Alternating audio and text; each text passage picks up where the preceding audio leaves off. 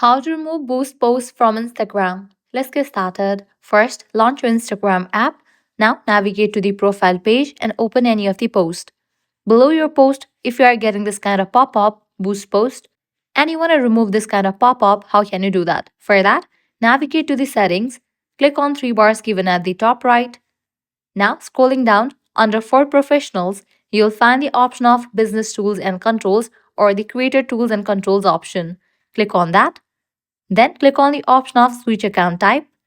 Select the option of Switch to Personal Account. Click on Switch to Personal Account.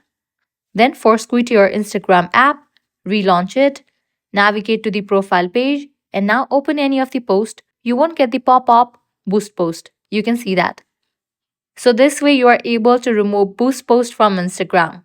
If this guide was helpful, don't forget to like, share, and subscribe to our channel. Thanks for watching.